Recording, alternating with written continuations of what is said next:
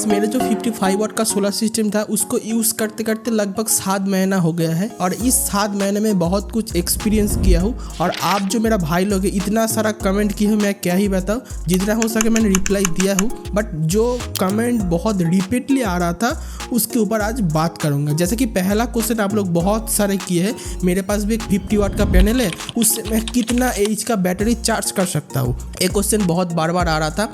और एक क्वेश्चन आ रहा था, मेरे पास एक 50 वाट का पैनल है, मैं क्या उससे डायरेक्ट मेरा लोड चला सकता हूँ। कुछ लोग भाई लोग बोल रहे थे मेरे पास भी एक 100 वाट का या 50 वाट का पैनल है, उससे मैं कितना एम्पेयर का चार्ज कंट्रोलर बाई करूँ, कितना एच का बैटरी मुझे खरीदना चाहिए, इससे मैं क्या घर का लोड चला सकता हूँ।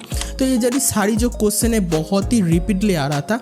आज की इस वीडियो में इस टॉपिक के ऊपर बात करेंगे और आपका जो छोटा मोटा डाउट है वो सब कुछ इस वीडियो को देखने के बाद मैं आशा करता हूँ क्लियर हो जाएगा। तब तक के लिए मैं सोमदीप दास, आप देख रहे हैं सर्किट पाल यूट्यूब चैनल। चलिए वीडियो में आगे बढ़ते हैं।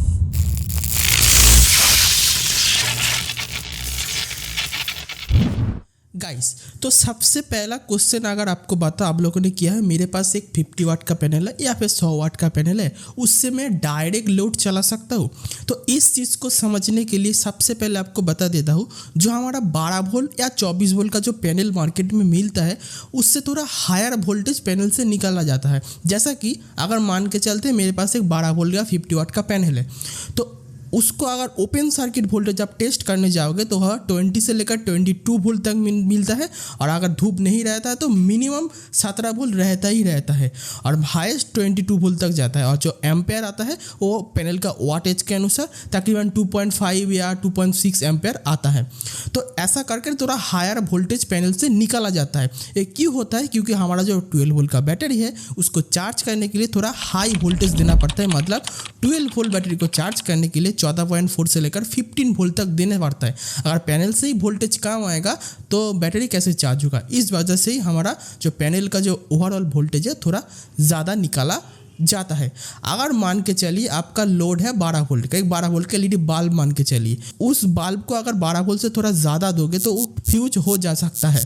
तो इसी वजह से अगर आप पैनल से डायरेक्ट लगा दोगे तो जाहिर सी बात है आपका जो बल्ब है वो फ्यूज हो जाएगा। इसी वजह से आप रिकमेंड कर रहा हूँ, अगर आपका लोड 12 वोल्ट का और आप चाहते हैं 12 वोल्ट का पैनल से डायरेक्ट चलाना तो मत कीजिए। यहाँ पर आप काम कर सकते हैं, बाक कन्वर्टर ले सकते हो। बाक कन्वर्टर से थोड़ा वोल्टेज गिरा कर आप ये जो 12 वोल्ट का लोड है वो यूज़ कर सकते हैं। यहाँ पर और भी एक सिनेरियो डिपेंड करता है। मान के चलिए आपके पास एक डीसी फैन है, वो डीसी फैन मान के चलिए 55 डीसी मोटर है, वो उस फैन को रन करने के लिए आपको 1.5 एम्पेयर चाहिए और आपका पास एक 20 वाट का पैनल है। तो 20 वाट का पैनल से कितना एम्पेयर आएगा? 1.2 से लेकर 1 एम्पेयर आएगा। और उस 20 वाट पैनल के साथ अगर आप जो आपका जो मोटर है वो आप डायरेक्ट लगा देते तो कोई भी दिक्कत नहीं आएगा, क्योंकि आपका जो एम्पेयर है, जो करंट है वो तो लिमिटेड ही है। अगर वोल्टेज ज़्यादा दोगे तो वो एम्पेयर ज़्यादा खींचना चाहेगा, तो एम्पेयर तो 1 एम्पेयर पर फिक्स्ड है, वो तो ज़्यादा एम्पेयर खींच नहीं पाएगा। इसी वजह से उस सिनेरियो में आप पैनल से साथ डायरेक्ट चला सकते हैं। उम्मीद करता हूँ ये जो डायरेक्ट चलाने वाला जो आपका क्वेश्चन था उसका आंसर आपको मिल गया है। सेकेंड जो क्वेश्चन आप लोगों ने बहुत सारे किए हैं वो क्वेश्चन है कि मेरे पास भी एक 50 वाट का पैनल है, इससे मैं मैक्सिमम कितना एच का बैटरी चार्ज कर सकता हूँ।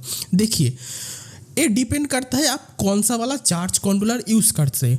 तो मार्केट में 2 तरह का आता है, आप तो पता ही होगा, MPPT और PWM। MPPT में क्या होगा, 5% लॉस होता है, बाकी जो पूरा का पूरा पैनल का वाटेज है आप यूज़ में ले सकते हैं। बट अगली तरफ PWM की बात करो, वहाँ पर जो एक्स्ट्रा वोल्टेज है इसको 14.4 वोल्ट या 15 वोल्ट तक स्टेप डाउन करता है और जो एम्पेयर पैनल से आ रहा है, मतलब 2.5 या 2.2 ऐसा करके जो एम्पेयर आ रहा है 50 वाट पैनल में, वही बाईपास कर देता है। अगर 14.4 वोल्ट और जो 2.5 एम्पेयर उसको मल्टीप्लाई करोगे तो आपका तकरीबन आएगा 30 वाट के करीब। तो PWM चार्ज कंट्रोलर के साथ 50 वाट पैनल में आप 30 वाट पा सकते, 20 वाट आपका लॉस हो जाएगा। तो इसके ऊपर मैं डेडिकेटेड एक वीडियो बनाई लॉसेस के ऊपर, कैलकुलेशन के ऊपर। अगर नहीं देखे तो चैनल पर जाकर देख सकते हैं।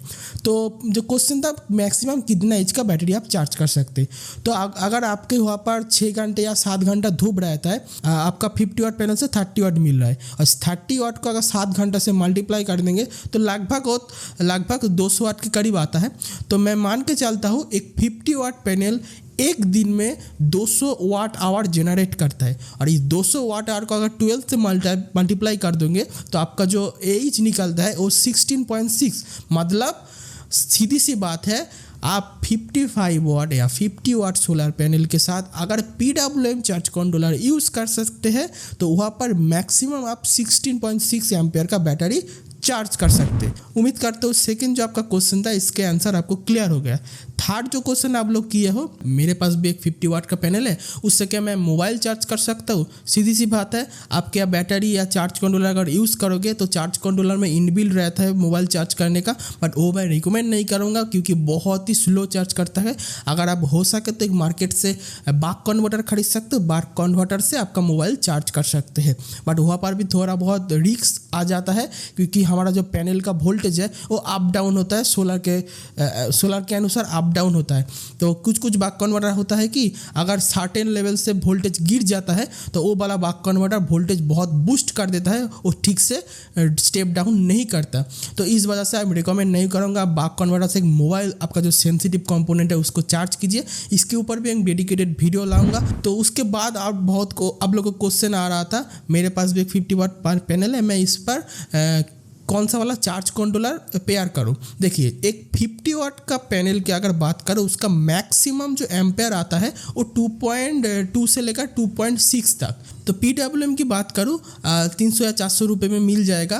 तो 6 एम्पेयर का ल्यूमिनस का मिलता है, एक साइड का भी मिलता है, बहुत सारा ब्रांड का मिलता है। मैं इंडियन ब्रांड का बात कर रहा हूँ। चाइनीज़ ब्रांड जो LCD वाला मिलता है वो भी आप कम प्राइस में खरीद वो वाला मत खरीदे। इसके ऊपर भी मैंने एक वीडियो बनाया है। ये बहुत बड़ा एक स्कैम है, इससे आपका बैटरी ख़राब हो सकता है, बैटरी अच्छे से चार्ज नहीं होता।